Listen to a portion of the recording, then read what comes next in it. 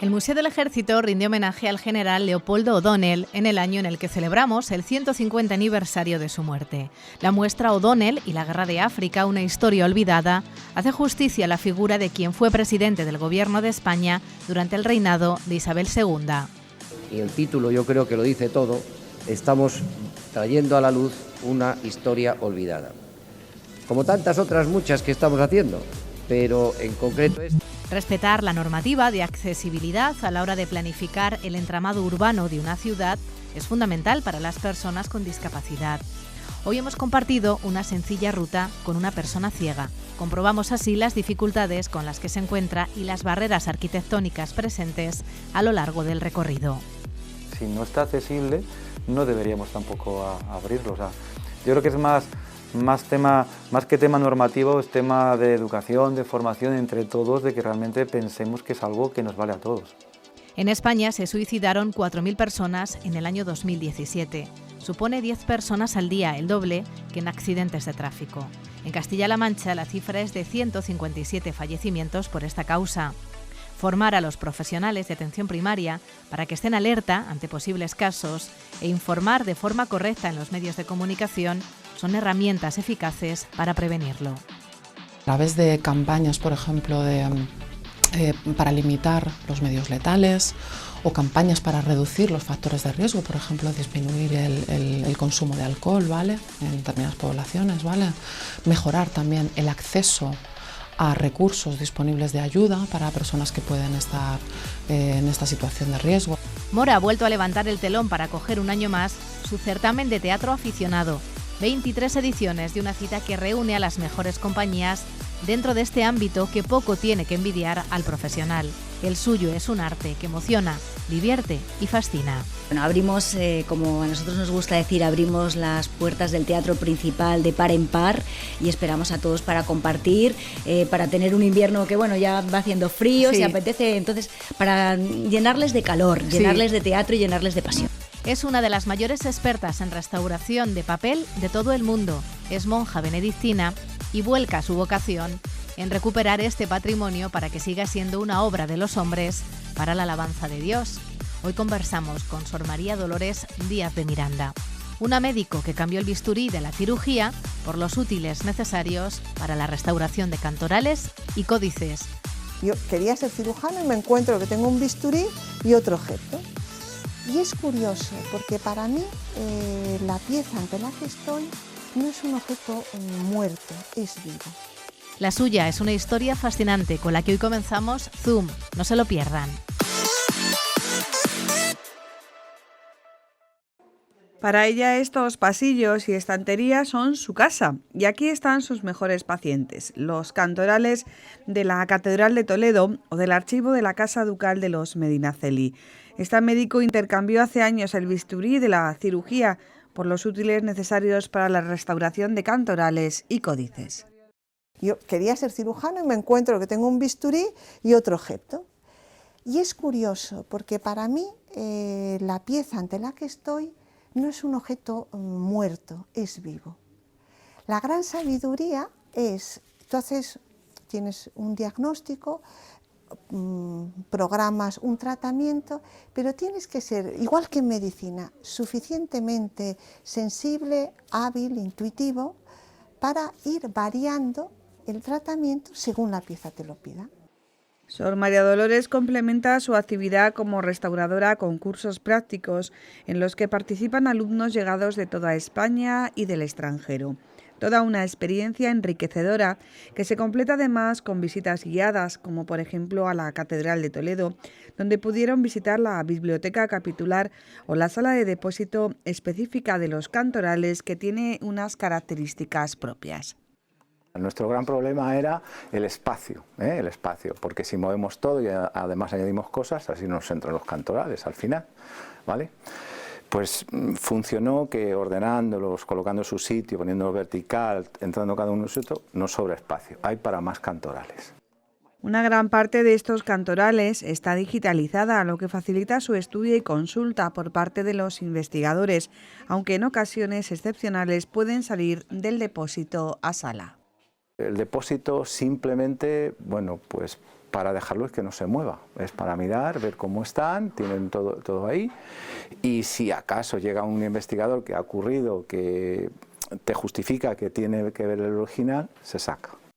Sor María Dolores ha restaurado 23 de estos cantorales. En todos ellos ha puesto lo mejor de su oficio y en cada uno de ellos ha encontrado la historia acumulada durante siglos.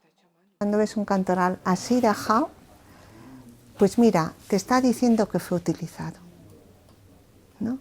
Es decir, este ha sido utilizado, lleva toda la carga, toda la energía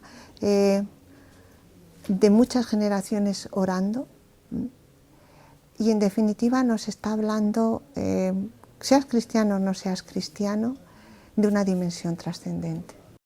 La Fundación Casa Ducal de Medinaceli es la patrocinadora de estos cursos especializados para restauradores y alumnos de restauración. Al frente de los mismos, Sor María Dolores Díaz de Miranda, una de las mejores restauradoras del panorama internacional.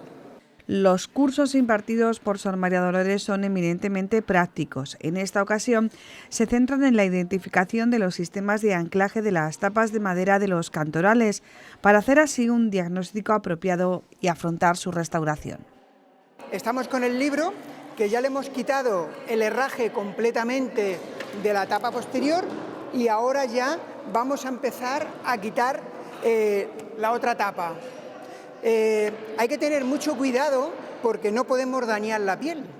Entonces, la mano izquierda es fundamental. Aunque parezca mentira y trabajemos con la derecha, la izquierda es la que nos asegura que no se nos escape y pinchemos en la piel.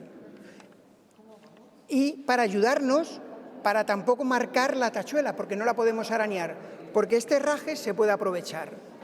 En una tabla de Polespan, porque lo tenemos que poner en la misma posición para luego el día del montaje, otra vez, porque todo el herraje se puede aprovechar.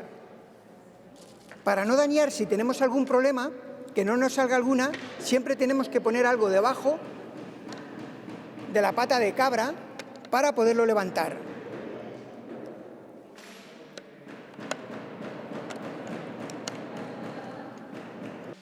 Alumnos llegados de toda España y del extranjero participan en estos cursos donde se trabaja con originales.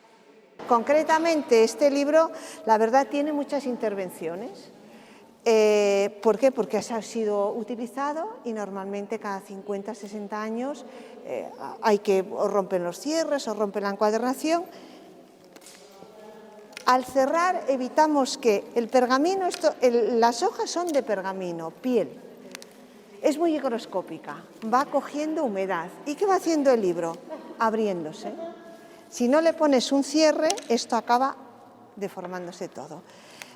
Esto es lo que llamamos la guarda. Esta guarda es una hoja de papel y nos está indicando que son papeles que utilizaron las tropas napoleónicas.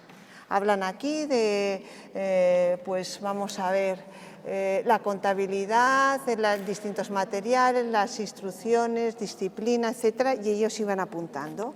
Son las guardas que llamamos, y aquí estas guardas es un índice del contenido de los libros. Estas guardas no son del momento original del libro, porque hay aquí unas piezas que te va indicando que fueron añadidas después. El trabajo minucioso y la observación atenta a estas obras de arte permite no solo admirar la maestría con la que trabajaban los antiguos artesanos, sino también descubrir la vida que acumulan estos libros, sus mentores, las manos por las que pasó y el trato que recibieron. Este es un antifonario del oficio de la liturgia de las horas, y empieza por Pentecostés. Es la vigilia de Pentecostés, son las vísperas de Pentecostés. Y en la primera letra inicial vemos el escudo del cardenal Tavera. Así que este libro seguro se utilizó en la Iglesia y es pues de 1500, del primer cuarto del siglo XVI, el cantoral. La Fundación Casa Ducal Medinaceli ofrece sus instalaciones para la realización de estos cursos, que son una oportunidad excepcional para descubrir y valorar un patrimonio en el que está escrita nuestra historia.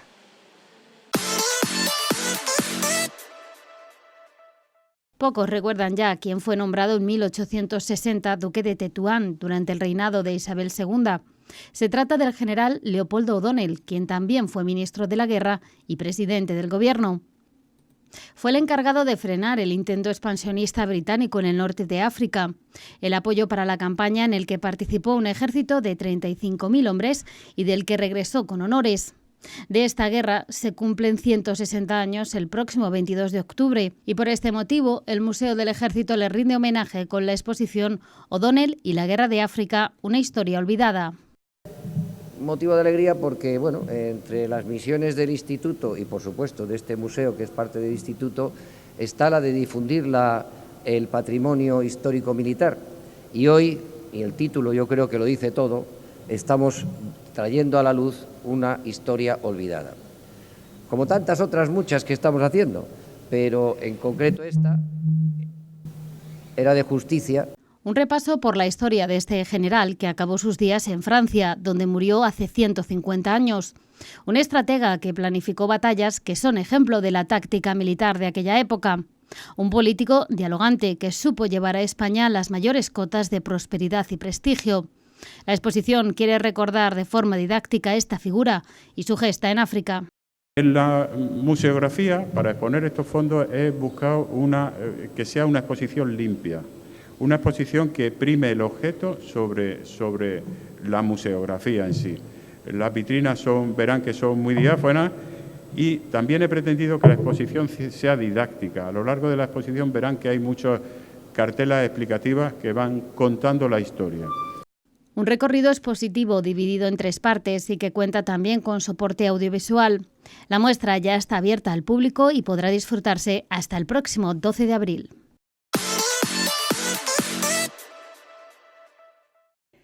La vida les ha dado una nueva oportunidad, pero para vivirla. Es el reto al que se enfrentan las personas que padecen daño cerebral y sus familias. Tras un traumatismo craneoencefálico, un ictus o un tumor cerebral, tras meses de angustia llega la hora de volver a casa, con secuelas que se identifican con el daño cerebral. La gente conoce lo que es el ictus, la gente conoce lo que es un accidente de tráfico y que puedes quedar mal después de ellos, pero lo que es el daño cerebral con la cantidad de secuelas que genera, yo creo que todavía es muy poco conocido. Tenemos que hablar de ello y tenemos que concienciar a la sociedad que hace falta prevenir y trabajar en la línea de que estas secuelas sean lo menos discapacitantes posibles. Desde su fundación, ADACE responde a las necesidades de los afectados y sus familias, que tienen que volver a empezar, pero no de nuevo, sino partiendo de un daño cerebral. Parálisis, pérdidas de memoria, dificultades motoras, incapacidad para hablar. La sintomatología es variada y por eso, desde los 8 centros de ADACE en la región, se ofrecen servicios de logopedia, fisioterapia, terapia ocupacional, servicio de ocio y tiempo libre, siempre pensando en el afectado y la familia. Trabajamos a la par con el usuario y con la familia, pues con los diferentes programas y servicios que tenemos. Y luego también les asesoramos y les informamos de todas las otras prestaciones que pueden optar, pues como ley de dependencia, como el grado de discapacidad, en una incapacidad laboral. Porque bueno, es verdad que hay muchas situaciones que se le pueden dar a la persona una vez que sufre ese daño cerebral. Y ahí estamos nosotros para hacer esa acogida y acompañarles sobre todo en el proceso, que no se sientan solos.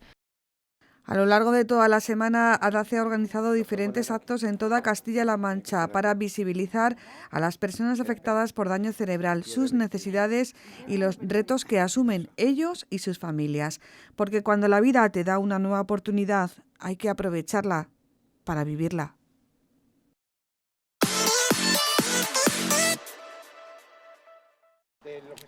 Aceras, bordillos, volardos e incluso los alcorques de los árboles. Son barreras arquitectónicas que no parecen obstáculos a nuestros ojos, pero que para una persona con discapacidad pueden convertirse en auténticos peligros. En concreto para las personas con problemas visual, lo que más tiene es a nivel cuando hay obstáculos que se convierten, más que en un obstáculo, se convierten en un riesgo, porque ellos cuando van manejando con un bastón, manejando un bastón, puede haber obstáculos en el recorrido, pero con el bastón los encuentro. Pero cuando estos, por ejemplo, no tienen base, un toldo muy bajo, una rama de un árbol sin podar, una señal que sobresalga, el bastón se mete debajo y no lo encuentra. Hoy hemos compartido un paseo con David, un corto trayecto desde la parada del autobús hasta la sede de la ONCE en Toledo. Son unos escasos metros que se convierten en una verdadera carrera de obstáculos. El paso de cebra, pues debería encontrar por la textura es distinta a la de la acera y la debería encontrar con el bastón, pero eso no se me ocurre. Otra forma de encontrarlo, que el bordillo esté rebajado.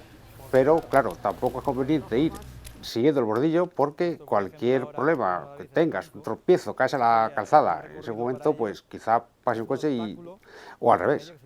Existe una extensa normativa sobre accesibilidad, pero no siempre se aplica. Si no está accesible, no deberíamos tampoco abrirlo. O sea, yo creo que es más que tema normativo, es tema de educación, de formación entre todos, de que realmente pensemos que es algo que nos vale a todos.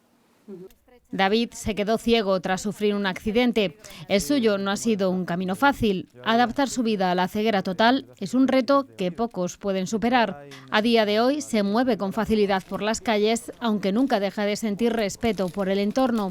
Para él, la parte más complicada de la ciudad es el casco histórico. Toledo el problema que tiene es el casco antiguo. El casco antiguo, pues los árabes, que principalmente no sabían de ciegos de once, ni de bastón, ni nada parecido. Pero sí se trabaja poco a poco, ir adaptando, por ejemplo, la subida hacia Zocodover, pues eso lo dejaron muy bien hace unos años. La acera es ancha, está con el menor número de obstáculos posibles.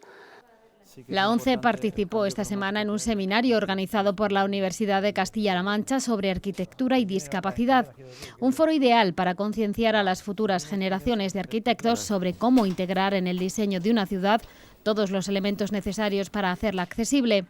El secreto de un urbanismo adaptado no está en hacerlo accesible para personas con discapacidad, sino hacer ciudades habitables para todos, que tarde o temprano terminaremos siendo discapacitados. Ponernos el pellejo del otro, pero darnos cuenta que en cualquier momento cualquiera vamos a tener una discapacidad o un problema, entonces hay que ir sensibilizando un poco más también. Pasa igual que con el tema de los pasos de cebra, el parar, y eso que, por ejemplo, Toledo, yo que he trabajado en casi toda la Castilla-La Mancha, en distintos pueblos, ciudades, Toledo se suele respetar bastante los pasos de cebra, pero que deberíamos pensar que hay que respetarlo siempre, que no nos damos cuenta que en cualquier momento nos vemos en el otro lado. Elementos tan cotidianos y que ya están incorporados en nuestro día a día, como las calzadas de diferentes colores o los botones de los ascensores realzados o incluso ascensores sonoros. Son ya parte de nuestra rutina y pasan desapercibidos. El objetivo es conseguir que el 100% del urbanismo sea accesible para todos.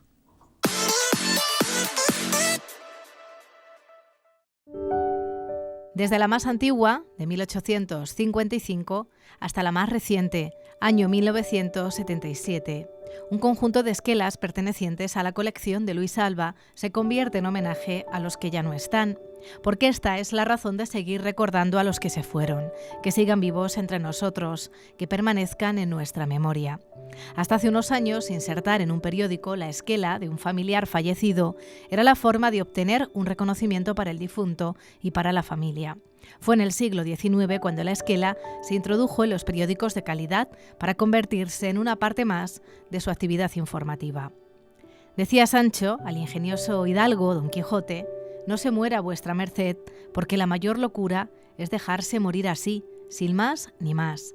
Y también con esa intención no olvidar las palabras que se pronuncian cuando alguien ha fallecido. Oraciones fúnebres por los arzobispos Diego de Astorga y Céspedes del año 1734 o Francisco Antonio de Lorenzana a comienzos del XIX.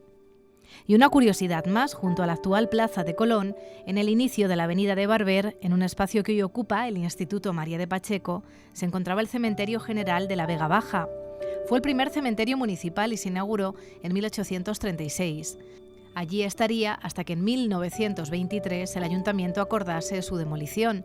Del tan solo podemos ofrecerles estas imágenes. También son de Luis Alba y es el Archivo Municipal quien las pone a nuestra disposición. Excelente recurso para tantos curiosos interesados en nuestra historia que quieran sorprenderse como nosotros lo hacemos siempre que accedemos a su página web.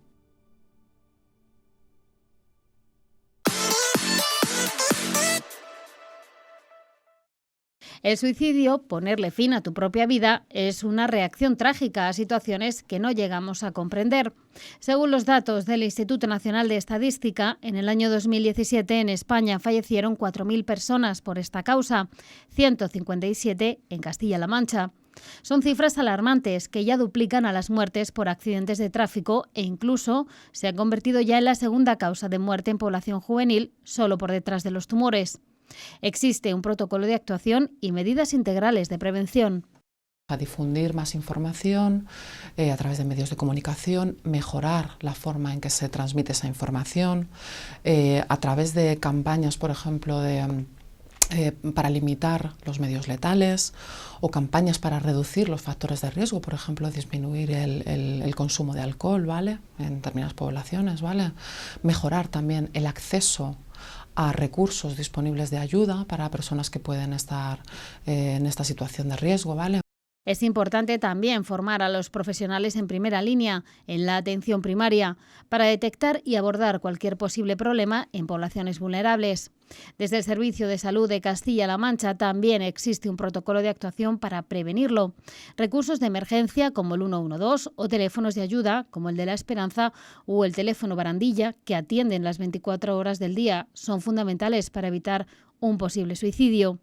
En ocasiones hay signos evidentes que nos pueden poner en alerta, como verbalizar las intenciones de querer quitarse la vida, pero hay otros que no lo son tanto. Cambios bruscos en la persona, en su manera de comportarse, empezar a aislarse de los demás, dejar de hacer sus actividades habituales, que la encontremos muy triste o deprimida, ¿no?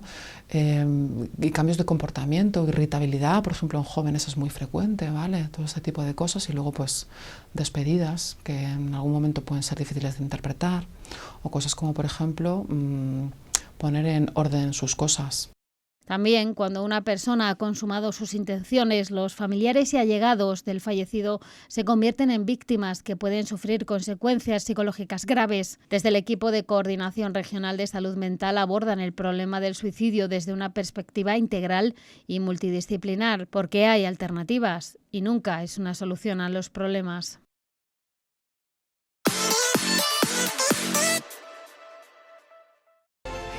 Sueño que él vendrá por mí a compartir toda una vida. Un verdadero espectáculo desde el momento en el que se abre el telón.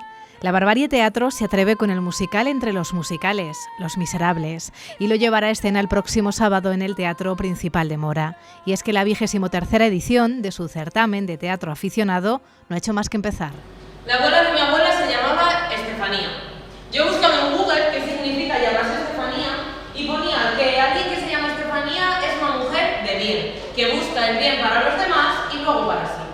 Ellos son H. El Arte y su propuesta intenta dar respuesta a esta pregunta. ¿Qué duele más, el estómago cuando tenemos hambre o el saber que no tenemos nada que comer? Porque los 6 grupos teatrales amateurs, elegidos entre 285 aspirantes de toda España, competirán en este certamen con obras tan sorprendentes como esta. Este año hemos recibido 285 solicitudes. O sea, creo que no se ha quedado ni una sola provincia de España sin enviarnos una solicitud. Creo que somos el certamen que más solicitudes recibe. Entonces, bueno, quedarte con 6 ha sido un trabajo tremendo. Un recorrido que comenzó la compañía de teatro Atenea, quien un año más se encargará del espectáculo de clausura, sin imaginar el éxito que acabaría teniendo, dando vida a la programación cultural de Mora en esta época del año. Bueno, abrimos, como a nosotros nos gusta decir, abrimos las puertas del teatro principal de par en par y esperamos a todos para compartir, para tener un invierno que bueno, ya va haciendo frío, sí. Se apetece, entonces para llenarles de calor, llenarles de teatro y llenarles de pasión.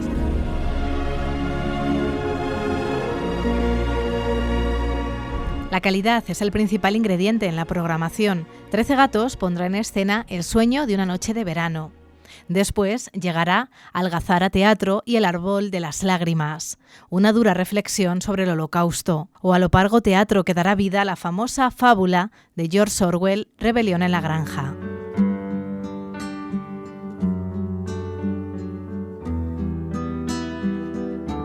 Pero este certamen de teatro es mucho más. Tomen nota, las actuaciones de Enrique Molero y Les Bohems, la participación un año más del gran José Piris, una gala para conmemorar el Día de la Discapacidad, una cata de vino y multitud de representaciones y talleres para los niños. Se trata de despertar en ellos el gusto por un género capaz de emocionar, de conmover y fascinar como lo hace el teatro, y para el que ya se ha abierto el telón en Mora hasta el próximo 6 de diciembre.